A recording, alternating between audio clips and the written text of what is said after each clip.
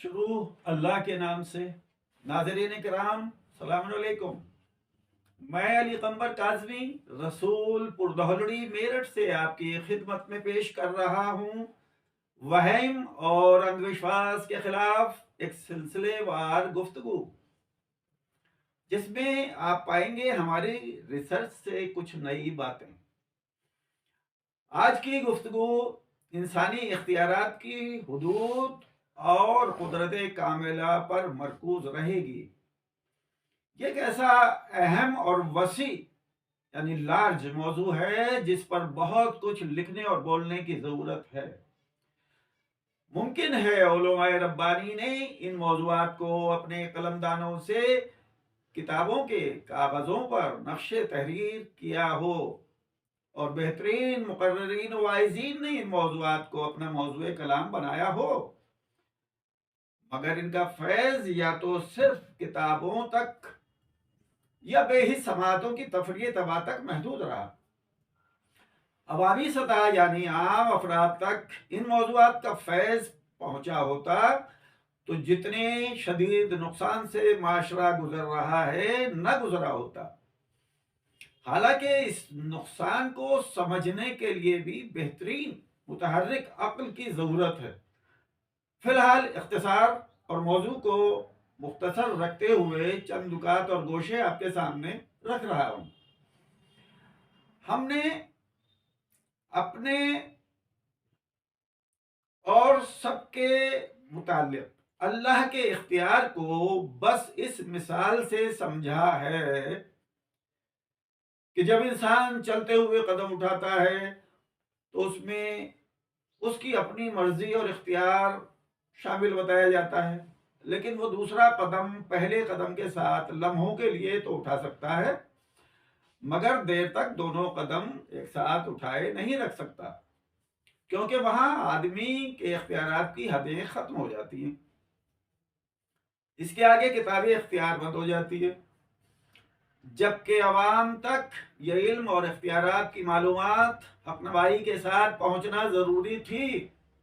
انسانی اختیارات کا علم عوام تک صحیح طور پر نہ پہنچنے کا نقصان یہ ہوا کہ جو کام کرنے کا اختیار اللہ نے انسان کو دیا تھا اس کے لیے انسان اللہ سے دعائیں کرنے لگا۔ اختیار نہ جاننے سے عمل میں کوتاہی کی نتیجہ صفر ہونے کی صورت میں یہ تباہم اور اندھ وشواس کا شکار ہو کر تعویذ گنڈوں کی پناہ میں پہنچا اور یوں اللہ کی بارگاہ سے دور ہوا۔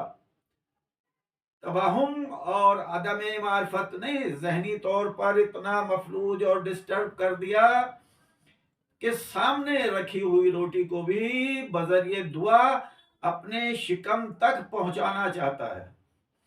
پل، گھڑی، دن، ماہ و سال جن میں اللہ نے ظالموں، جابروں، کفار و مشرکین پر عذاب نازل فرمایا تھا، انہیں اپنے لیے بھی سبب نحوست قرار دے لیا۔ سائنس و ٹیکنالوجی کا یہ دور کہ با اختیار آدمی سمندر کی تہوں سے آسمان کی وسیع و عریض و بسیط خلاؤں میں یعنی اسپیس میں کمندیں ڈال رہا ہے، کیونکہ یہ اللہ کے دیے اختیارات ہیں۔ یہ الگ بات کہ وہ جاننے والا اس راز سے واقف نہ ہو، اس سے اللہ کی حکمت میں کوئی نقص پیدا نہیں ہوتا۔ اللہ سبحانہ سورہ اعراف آیت 10 میں اس بات کی تصدیق یوں فرماتا ہے کہ ہم نے تم کو زمین میں قدرت و اقتدار دیا ہے اور اس میں تمہارے سامان زندگی مہیا کیے ہیں، مگر تم بہت کم شکر کرتے ہو۔ آج اسلامی معاشرہ بڑے پرآشوب دور سے گزر رہا ہے۔ دین و ایمان، جان و مال، روزی و روٹی پر 100 طرح کے خطرے منڈرا رہے ہیں۔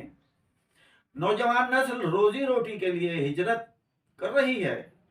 ان حالات میں رہبران قوم کو جوانوں کی رہنمائی کے لیے آگے آنا چاہیے تھا، مگر وہ بھی اپنی خواہشات اور ضروریات کے بھنور میں پھنس چکے ہیں۔ دو چار ہیں تو ان کی آواز نقار خانے میں طوطی کی آواز ثابت ہو رہی ہے۔ معاشرے کے جسم میں جب کینسر پھیل چکا ہو تو اس جسم کے ہونٹوں پر بالائی لگا دینے بھر سے یہ جسم صحت یاب نہ ہوگا۔ ضرورت اس بات کی ہے کہ ہر مقرر، ہر مبلغ خود سے زیادہ معاشرے کی صحت پر توجہ دے۔ آج نوجوان نسل روایتی تقاریر میں دلچسپی نہیں رکھتی۔ جوانوں کے اس مزاج کو بھانپ کر ابن الوقت ذاکرین نے ممبروں سے بھی تعویذ بانٹنے شروع کر دیے ہیں۔ وہ نسل جو لمحوں میں مالدار ہونا چاہتی ہے ان کے دیے نسخوں پر عمل کر کے من و سلوہ کا انتظار کر رہی ہے۔